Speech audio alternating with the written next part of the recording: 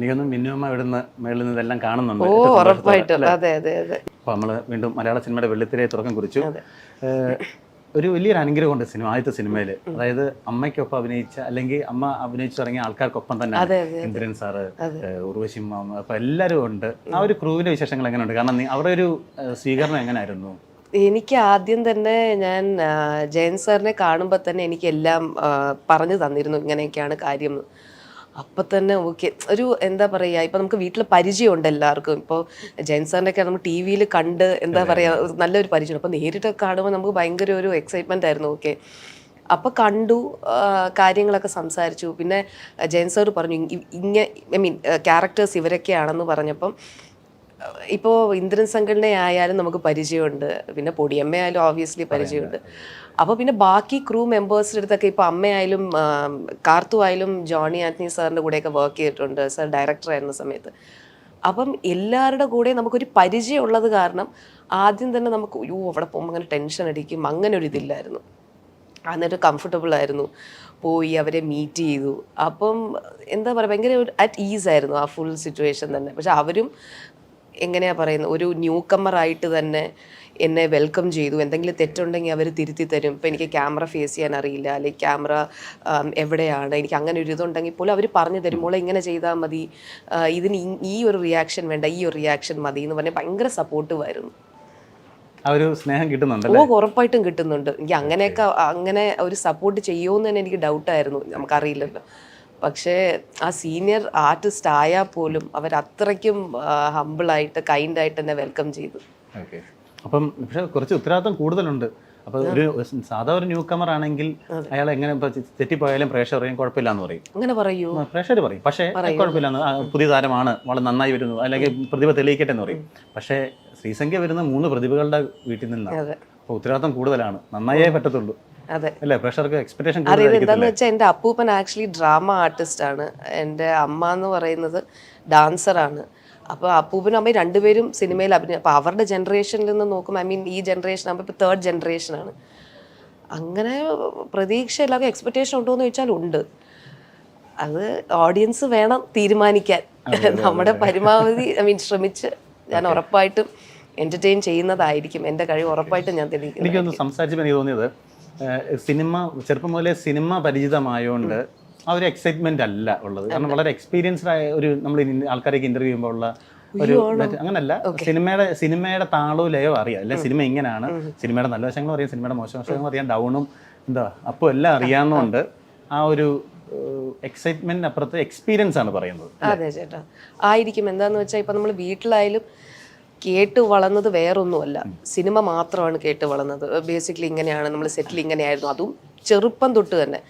അപ്പോൾ ഞങ്ങൾ അമ്മ എവിടെയാണ് എന്ന് ചോദിച്ചു കഴിഞ്ഞാൽ തന്നെ ആ ഷൂട്ടിങ്ങിലാണ്. അപ്പോൾ നമുക്ക് ആ ഒരു നമുക്കറിയാം അവർ വർക്കിൽ ബിസിയാണ്, ഇപ്പം അവരെ കാണണമെന്ന് ചില സമയത്തൊക്കെ കാണണമെന്ന് തോന്നി കാണാൻ പറ്റില്ല. സോ ആ ഒരു ഇതിലുള്ളത് കാരണം നമുക്കറിയാം സിനിമയിൽ എന്തൊക്കെയാണ് നടക്കുന്നത്. ഐ മീൻ അവർക്ക് ഉള്ളതൊക്കെ പോസിറ്റീവ് എക്സ്പീരിയൻസസ് തന്നെയായിരുന്നു. അപ്പോൾ അത് കാരണം ഞങ്ങൾക്ക് പറഞ്ഞു തന്നിട്ടുള്ളതും പോസിറ്റീവായിട്ടുള്ള കാര്യങ്ങൾ തന്നെ, അല്ലാതെ നമുക്ക് സിനിമ എന്ന് പറയുന്ന പേടിക്കുന്ന ഒരു പ്ലാറ്റ്ഫോം അല്ല. അല്ലാതെ അവിടെ പോയി കഴിഞ്ഞാൽ ഇല്ലില്ല അങ്ങനെ നല്ലതായി വരില്ല, അങ്ങനെ ഒന്നും പറഞ്ഞു തന്നിട്ടില്ല. അത് കാരണം അവിടുത്തെ ഉള്ള കളിതമാശകളും ഒക്കെ വീട്ടിൽ സെറ്റിൽ ഷൂട്ടിങ് കഴിഞ്ഞ് വരുന്ന കാര്യങ്ങളൊക്കെ, ഈ സെറ്റിലുള്ള സംഭവങ്ങളൊക്കെ പറഞ്ഞ് ഞങ്ങൾ കുറേ കാര്യങ്ങൾ പറഞ്ഞ് ചിരിക്കാറൊക്കെ ഉണ്ട്. അപ്പോൾ ഇതൊക്കെ പറയുമ്പോൾ ഞങ്ങൾക്കൊരു നല്ല ഒരു എൻവയൺമെൻ്റ് ആണ് തോന്നിയിട്ടുള്ളത്. അപ്പോൾ അത് കാരണം ഇതൊക്കെ കേട്ട് വരുന്നത് കാരണം ഇപ്പോൾ പൊടിയമ്മയായാലും കാർത്തു ആയാലും മിനു ആയാലും പോയിട്ട് വരുമ്പോൾ അവിടുത്തെ ഓരോ കാര്യങ്ങൾ പറയും, സെറ്റിലെ കാര്യങ്ങൾ പറയും, ആക്ടേഴ്സുമായിട്ടുള്ള അവർ സംസാരിച്ച കാര്യങ്ങൾ വരും. പിന്നെ പറയും എല്ലാ ലഞ്ച് ബ്രേക്കിന് എല്ലാവരും ഒരുമിച്ചാണ് ഇരിക്കുന്നത്. അപ്പോൾ ഇതൊക്കെ കേൾക്കുന്നത് നമുക്കും ഒരു ആഗ്രഹമുണ്ട്, എങ്ങനെയായിരിക്കും, അതും സ്റ്റാർസ് അല്ലേ, നമ്മൾ ടി വി കാണുമ്പോൾ ഇവർ സ്റ്റാർസാണ് എന്നുള്ള രീതിയിൽ. അപ്പം നമുക്കും തോന്നും ഒന്ന് കണ്ടോട്ടെ. പക്ഷെ ഞങ്ങളെങ്ങനെ കൊണ്ടുപോയിട്ടില്ല, സെറ്റിലൊന്നും കൊണ്ടുപോയിട്ടില്ല. അപ്പോൾ അതുകൊണ്ട് ഇവരെ കാണണമെന്നുള്ള ആഗ്രഹമുണ്ട്. അപ്പം നമുക്കും ഇതിനകത്ത് വരണം, ഇതിനകത്ത് വന്നു കഴിഞ്ഞാൽ നമുക്ക് ഡിഫറെൻറ്റ് ക്യാരക്ടേഴ്സ് ചെയ്യാം. ഇപ്പം ഡോക്ടർ ആവാതെ തന്നെ പഠിച്ച് ഡോക്ടർ ആവാതെ തന്നെ ഞാൻ ഡോക്ടറായിട്ട് അഭിനയിക്കുകയാണ്. സോ അത് കാരണം എനിക്കും സിനിമയിൽ വരാനുള്ള മെയിൻ കാര്യം എനിക്ക് അതാണ് തോന്നിയത്. ഞാൻ എഞ്ചിനീയർ ആവാതെ തന്നെ എനിക്ക് എഞ്ചിനീയർ ആയിട്ട് അഭിനയിക്കാം, I can be that person. So അത് കാരണം എനിക്ക് സിനിമയാണ് ഭയങ്കര ഫാസിനേറ്റിംഗ് ആയിട്ട് തോന്നിയ ആ ഒരു ഫാക്ടറാണ്.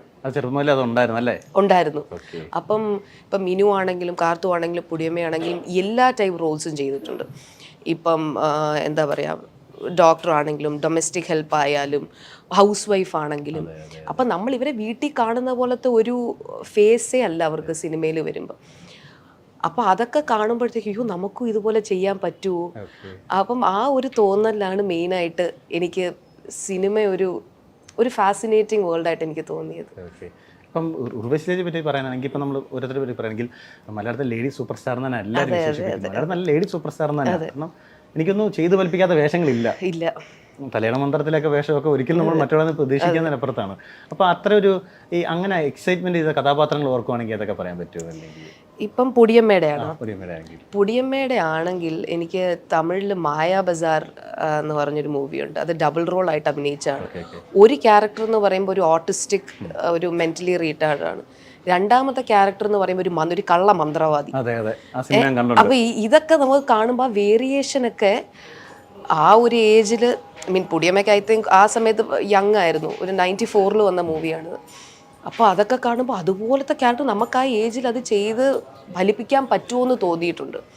സോ അതെനിക്ക് നല്ല ഡിഫറെൻ്റ് ആയിട്ട് തോന്നിയിട്ടുണ്ട്. അപ്പോൾ ഇതുപോലത്തെ ക്യാരക്ടേഴ്സ്, പിന്നെ കാക്കത്തൊള്ളായിരം, അതെ, അത് കുഞ്ഞായിട്ട് ഓവറാക്കാതെ ആ ഏജിൽ ആ കുട്ടി ആയിരുന്നെങ്കിൽ എങ്ങനെ ചെയ്യും.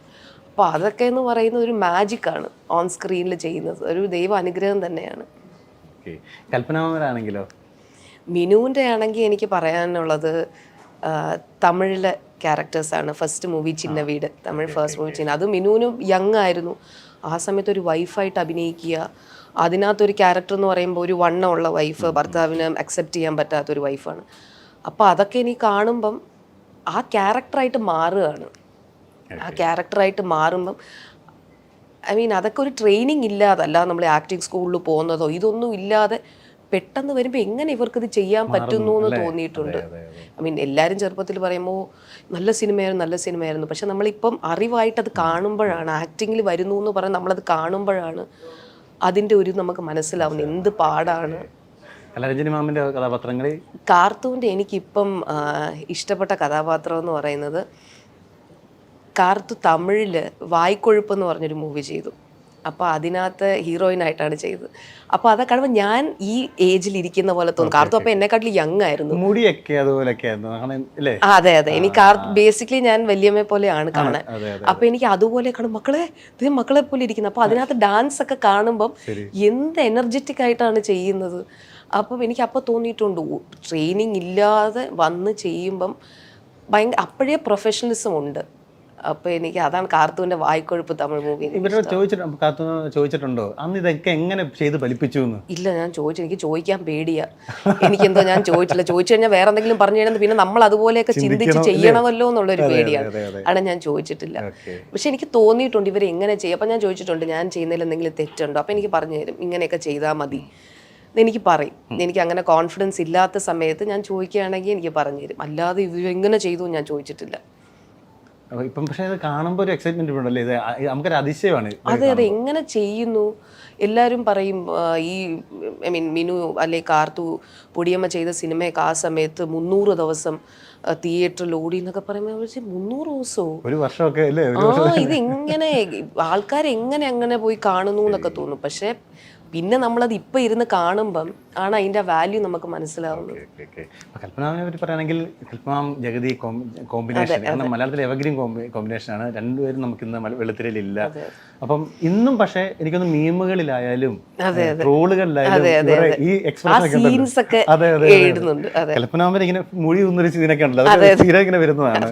ഇതൊക്കെ കാണുമ്പോൾ ഈ സോഷ്യൽ മീഡിയയിൽ ഇപ്പോഴും, അതായത് പുതിയ 2K കിഡ്സ് ആണ് അവരാണ് ഓർക്കുന്നത്. പറയുകയാണെങ്കിൽ അവരിപ്പോഴും മീംസ്, പിന്നെ ഈ പുതിയ സോങ്സ് വെച്ചിട്ട് അവരുടെ പഴയ ഡാൻസ് സീക്വൻസ് ഒക്കെ ഇട്ടിട്ട് ഇന്ന് ഞാൻ ഒരു പോസ്റ്റ് കണ്ടിരുന്നു. അപ്പോൾ ഇതൊക്കെ കാണും, ചിലപ്പോൾ ഞാൻ കാണാത്ത ക്ലിപ്സ് ആയിരിക്കും. അപ്പോൾ ഇതൊക്കെ കാണുമ്പം അവർ നമ്മളെ ഓർമ്മിപ്പിക്കുകയാണ് പിന്നെയും ഇതൊക്കെ ഇവർ എവിടെ നിന്ന് എടുക്കുന്നു എന്നാണ്. പിന്നെ കാരിക്കേച്ചേഴ്സ് വരയ്ക്കുക, ഇതൊക്കെ കാണുമ്പം ഓബ്വിയസ്ലി എനിക്ക് സന്തോഷമാണ് തോന്നുന്നത്. എനിക്കത് പറഞ്ഞറിയിക്കാൻ പറ്റുന്നില്ല അത്. അപ്പോൾ ഇവരൊക്കെ ഓർക്കുന്നത് തന്നെ എന്താ പറയുക, എനിക്ക് അവരോട് താങ്ക് യു ആണ് പറയാനുള്ളത്. എനിക്ക് അത്രയും സന്തോഷമാണ്. പിന്നെ അവരില്ലാത്തതിൻ്റെ ഇത് ഏതായാലും എല്ലാ കാലവും ഒരു വിടവ് തന്നെയാണ്. അതെ. ഇപ്പം ഈ താരങ്ങളുടെ മക്കളെ സംബന്ധിച്ച് അവർ ഏറ്റവും വലിയൊരു ദുഃഖമായിട്ടുള്ളത് ചൈൽഡ്ഹുഡിൽ ചിലപ്പം പേരൻസ് ഇവർക്ക് മേ ബി തീരെ കുറവായിരിക്കും ലൈഫിൽ കിട്ടുന്നത്. അത് ആ ഒരു വിഷമം ഉണ്ടോ ഇപ്പോഴും? ഇല്ല, എനിക്ക് വിഷമമില്ല. എനിക്ക് വിഷമമില്ല. എനിക്ക് എൻ്റെ അമ്മൂമ്മയാണ് എന്നെ വളർത്തിയത്, അമ്മയാണ് വളർത്തിയത്. അപ്പോൾ അതാണ് ഞങ്ങൾ ഈ ജനറേഷനിലെ മക്കളെല്ലാം ഞങ്ങൾ ഒരുമിച്ചായിരുന്നു. അപ്പോൾ ഒരുമിച്ചായിരുന്ന സമയത്ത് ഞങ്ങൾ ഇവർ ഈ അമ്മമാരില്ലാത്തതൊന്നും ഞങ്ങൾക്കൊരു മൈൻഡേ അല്ല. ഞങ്ങൾ വഴക്കുണ്ടാക്കുക, ഞങ്ങൾക്ക് വല്ലതും കഴിക്കാൻ കിട്ടുക, ഇത് മാത്രമുള്ള ഇതേ ഉള്ളൂ. സ്കൂളിൽ പോവുക, വഴക്കുണ്ടാക്കുക, പിന്നെ ബാക്കിയുള്ള കാര്യങ്ങൾ ചെയ്യുക. അല്ലാതെ ഇവർ വരുമ്പോൾ ഞങ്ങൾ ഇവരെ വന്ന അത്രയേ ഉള്ളൂ. അല്ലാതെ കൂടുതൽ മര്യാദയൊന്നും ഞങ്ങൾ കൊടുക്കാറില്ലായിരുന്നു. അപ്പോൾ പിന്നെ ഇതൊക്കെ കാണുമ്പോൾ നമുക്ക് തോന്നി ഇവർ ആരോ വലിയ ആൾക്കാരാണ് എന്നുള്ള തോന്നൽ വന്നു തുടങ്ങി. അപ്പോഴും ഞങ്ങൾ ഇവരെ മിസ് ചെയ്യാറില്ല. ഞങ്ങൾക്ക് ഞങ്ങളുടെ കസിൻസും അമ്മയുണ്ടോ സ്കൂളിൽ പോയി വല്ലതും ചോക്ലേറ്റ് ഒക്കെ കിട്ടിയോ, ഇത്രയേ ഉള്ളൂ. അല്ലാതെ ഇവരെ മിസ് ചെയ്യുന്നതോ ആ ഒരു അഫെക്ഷനോ അങ്ങനെ ഇല്ല. അങ്ങനെ തോന്നിയിട്ടില്ല. അവരെ മിസ് ചെയ്യുന്ന പോലെ അങ്ങനെ തോന്നിയിട്ടേ ഇല്ല ഞങ്ങൾക്ക്. അതുകൊണ്ട് എനിക്ക് അങ്ങനെ ദുഃഖമില്ല. സാധാരണ ഈ ആർട്ടിസ്റ്റുകളെല്ലാം അതെ സാധാരണ അങ്ങനെ ഞങ്ങൾക്ക് ദുഃഖം. ഞങ്ങൾ പറഞ്ഞാണ് പഠിപ്പിച്ചിട്ടുള്ളത്, മക്കളെ ഇവരിങ്ങനെ ഷൂട്ടിങ്ങിന് പോവുകയാണ്. അല്ല, നമുക്ക് ഇവരെ സിനിമയിൽ കാണുന്ന സന്തോഷമാണ്. അപ്പം ഈ സിനിമയാണ്, അപ്പം നമുക്ക് സ്കൂളിലൊക്കെ പോയിട്ട് പറയാമല്ലോ ഈ സിനിമയാണ് ചെയ്യുന്നത്, അങ്ങനെ ഒരു ഇതേ ഉള്ളൂ. അല്ലാതെ ആ ഒരു വിഷമമേ തോന്നിയിട്ടില്ല. നമ്മൾ ഇന്റർവ്യൂ നമ്മുടെ അമ്മമാരെ പേരുകളുടെ കാര്യം പറഞ്ഞു. അപ്പം സാറിന് നമ്മളൊക്കെ എല്ലാവരും അമ്മ എന്നൊക്കെ ആയിരിക്കുമല്ലോ വിളിക്കുന്നത്. അപ്പം ഇതിനകത്ത് മിനുമ്മ നല്ല മിന്നു നല്ല വിളിക്കുന്നത്. അതെന്താ അങ്ങനെ ഒരു ശീലം വന്നത്? ആദ്യം ഞങ്ങൾക്ക് അറിയില്ലായിരുന്നു എന്ന് ബേസിക്കലി ഇങ്ങനെ അമ്മ എന്ന് വിളിക്കണം. ആക്ച്വലി കാർത്തൂൻ്റെ എൻ്റെ വല്യമ്മയുടെ ഞാൻ ചേട്ടനും ഞങ്ങൾ ഒരുമിച്ച് വളരുന്ന സമയത്ത് ഞാൻ, ചേട്ടൻ, പിന്നെ പൊടിയമ്മയുടെ മോള് കുഞ്ഞാറ്റ, പിന്നെ എൻ്റെ അമ്മാവൻ്റെ മോൻ അമ്പാടി. അപ്പം ഞങ്ങളെല്ലാവരും ഒരുമിച്ചുണ്ട്. ഞങ്ങൾ 4 പേരുണ്ട്. അപ്പം ഞങ്ങൾ ഈ 4 പേര് ഒരുമിച്ച് വളരുമ്പോൾ ചേട്ടൻ ഇവരെയൊക്കെ ചേച്ചി എന്നാണ് വിളിച്ചുകൊണ്ടിരുന്നത്, ചേട്ടൻ. അപ്പം അത് തിരുത്തിയില്ല. അപ്പം ഞങ്ങളെല്ലാവരും ചേച്ചി എന്നായി. അപ്പം ഞങ്ങൾക്ക് അറിഞ്ഞുകൂടെ ഇവരെന്താണ് ആരാണെന്ന്. അപ്പം നമ്മൾ കാണുമ്പോൾ ചേച്ചി അത്രയേ ഉള്ളൂ, കൂടുതൽ അടുത്തൊന്നും അങ്ങനെ പോകില്ല. ഞങ്ങൾക്ക് പേടിയാ, ചിലപ്പോൾ ദേഷ്യപ്പെടും. ദേഷ്യം കണ്ണൊക്കെ ഉരുട്ടി കാണിക്കും. പിന്നെ നമ്മൾ കൂടുതൽ ഉണ്ട്, വീട്ടിലുണ്ട്. കണ്ണൊക്കെ ഉരുട്ടി ഭദ്രകാളിയൊക്കെ വരുന്ന പോലെയൊക്കെ കാണിച്ചു കളയാം. അപ്പം നമ്മൾ കുറച്ച് മിണ്ടാതിരിക്കണം. പറഞ്ഞാൽ കേട്ടില്ലെങ്കിൽ കാർത്തുമൊക്കെ ഇങ്ങനെ കണ്ണുരുട്ടി ഇങ്ങനെ കാണിക്കുമ്പോൾ പേടിയാവും. അപ്പം ഇത് കഴിയുമ്പോഴത്തേക്കും ഒരു ഏജ് ആയപ്പോഴത്തേക്കും പിന്നെ നമ്മൾ ഇവരെ വീട്ടിൽ വിളിക്കുന്ന പേര് ഞങ്ങളങ്ങ് വിളിക്കാൻ തുടങ്ങി. കലമോളെ എന്നുള്ള ഞങ്ങൾ കാർത്തൂന്നാക്കി, മിനിമോളെ എന്നുള്ള ഞങ്ങൾ മിനുന്നാക്കി, പൊടിമോളെ എന്നുള്ള ഞങ്ങൾ പൊടിയമ്മ എന്നാക്കി. അപ്പൊ അതിൽ കുറച്ച് ബഹുമാനം കൊടുത്തു പൊടിയമ്മയ്ക്ക്. ബാക്കിയുള്ളവർക്ക് പേര് ഇച്ചിരി ഭയം ഉണ്ടായിരുന്നു. അതെ, ഇച്ചിരി കുറച്ച് എക്സ്ട്രാ പേടി ഉണ്ടായിരുന്നു. അപ്പൊ അത് കാരണം പൊടിയമ്മയെ മാത്രം പൊടിയമ്മ എന്ന് വിളിച്ചു.